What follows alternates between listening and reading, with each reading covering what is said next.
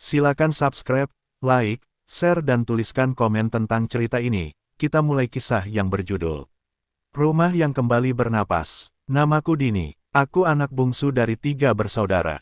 Rumah masa kecil kami berdiri di pinggir jalan desa yang kini mulai ramai kendaraan. Dulu, rumah itu tempat segala hal bermula, tawa, tangis, cinta, juga luka. Sekarang, rumah itu seperti paru-paru tua yang lupa bagaimana caranya bernapas. Aku tidak pulang ke sana selama hampir 10 tahun. Bukan karena jarak, tapi karena kenangan. Sejak ayah meninggal dan ibu menyusul 3 tahun kemudian, rumah itu seperti kehilangan denyutnya. Kami bertiga, aku, kakakku Damar, dan adikku Nisa, berpisah dengan cara yang tidak indah, saling diam, saling salah paham, saling memegang gengsi seperti perisai. Aku masih ingat malam terakhir kami bertiga berada di rumah itu. Hari itu pemakaman ibu baru saja selesai. Rumah penuh pelayat, aroma bunga dan doa bercampur jadi satu. Setelah semua orang pulang, hanya kami bertiga yang tersisa di ruang tamu. Damar membuka pembicaraan tentang warisan, rumah dan sebidang tanah di belakangnya. Rumah ini terlalu besar buat ditinggali sendirian, katanya. Aku pikir, lebih baik dijual. Kita bagi 3. Aku menatapnya, kaget. Dijual, ini rumah kita, Mar. Rumah ibu. Ibu sudah gak ada, Din. Sekarang tinggal kenangan. Tapi bukankah kenangan juga butuh tempat tinggal? Ia diam sebentar, lalu menjawab dingin. Tempat tinggal bukan rumah kosong, tapi hati yang mau pulang. Dan aku gak bisa pulang ke sini lagi. Nisa ikut bicara, suaranya pelan tapi tajam. Kalau dijual, uangnya bisa buat aku kuliah lagi. Aku setuju. Aku menatap keduanya, merasa seperti dinding rumah itu juga sedang mendengarkan dan menangis diam-diam. Malam itu, kami bertiga tidak bicara lagi. Pagi harinya, Damar pergi lebih dulu, Nisa menyusul seminggu kemudian. Aku juga akhirnya meninggalkan rumah itu, tapi bukan untuk melupakan, hanya untuk berhenti menyakiti diri sendiri. Tahun-tahun berlalu, aku menikah, punya anak 1, dan tinggal di kota. Kehidupan berjalan normal, tapi setiap kali aku melewati rumah-rumah tua di pinggir jalan, dadaku selalu terasa sesak. Seolah-olah tembok dan atap rumah-rumah itu sedang memanggilku, mengingatkanku pada sesuatu yang belum selesai. Sampai suatu hari, seorang tetangga lama menghubungi lewat pesan singkat.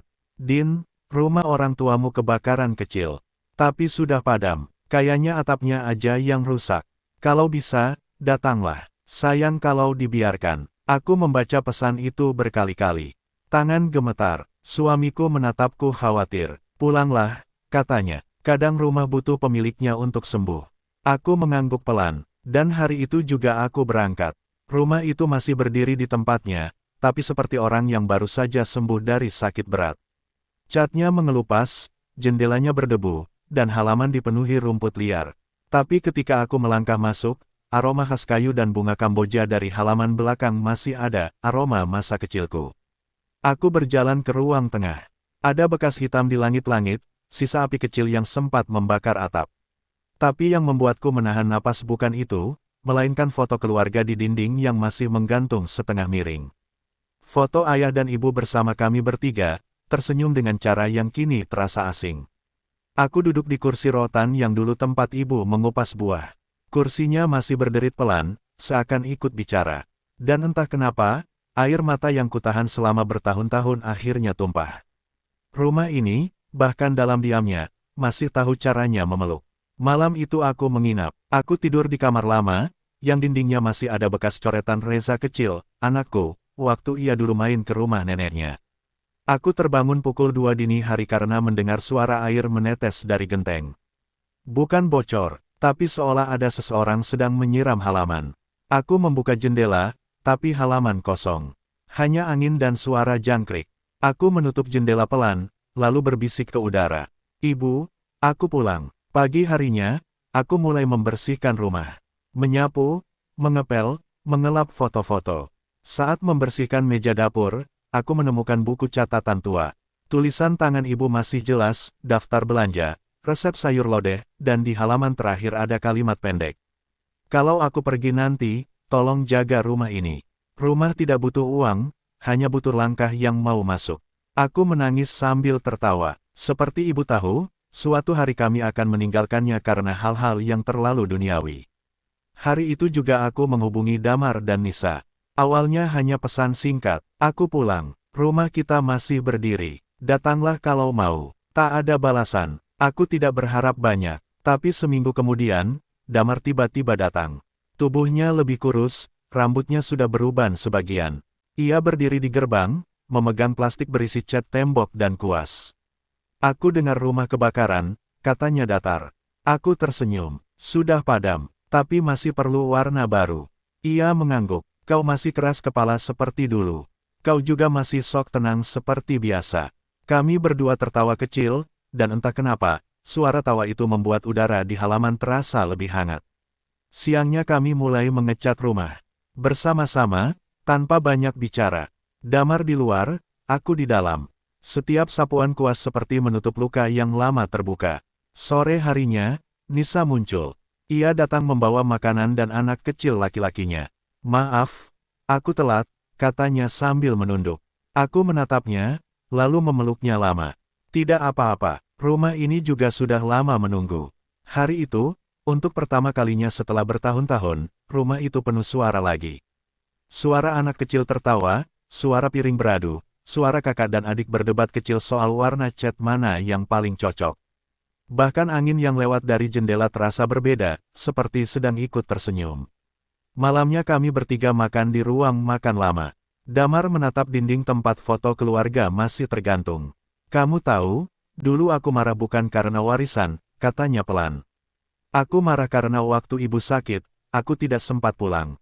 Aku malu pada kalian. Nisa menunduk. Aku setuju menjual rumah bukan karena butuh uang.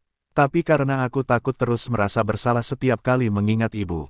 Aku menatap mereka berdua. Mungkin kita semua marah karena kehilangan. Dan rumah ini kebagian sisanya. Kami terdiam lama. Di luar, suara jangkrik berganti suara angin malam yang lembut. Aku berkata, kalau begitu, jangan dijual. Biar tetap ada tempat untuk semua perasaan itu. Mereka mengangguk bersamaan. Tidak ada kesepakatan di atas kertas, hanya di dalam hati. Keesokan harinya kami membersihkan halaman belakang. Pohon jambu yang dulu ditanam ayah masih berdiri tegak, walau sebagian dahannya sudah kering. Kami memotong bagian yang mati, menyiram tanahnya, dan mengganti papan nama rumah yang sudah lapuk. Nisa menulis ulang nama di papan itu dengan cat putih, rumah ibu. Saat huruf terakhir selesai ditulis, aku merasa sesuatu berubah.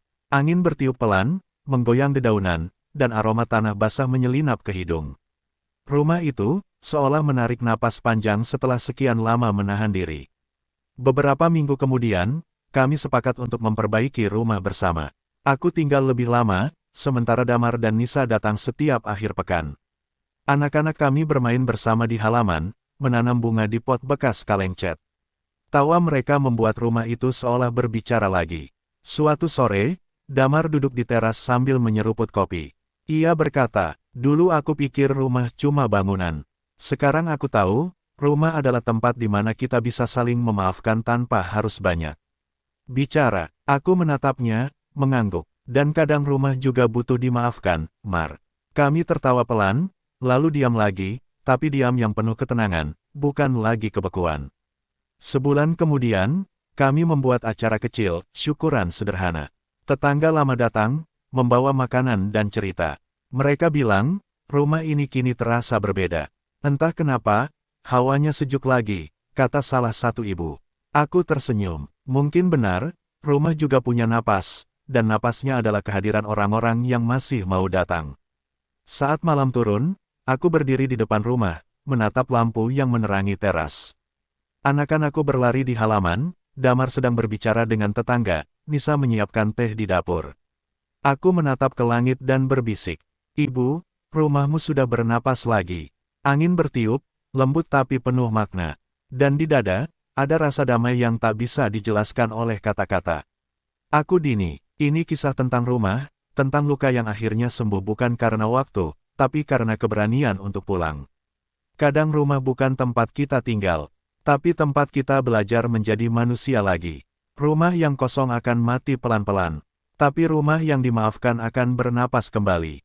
Jika hari ini kamu rindu seseorang, pulanglah, meski hanya untuk menyapu halaman. Menyentuh pintu, atau sekadar duduk di tangga.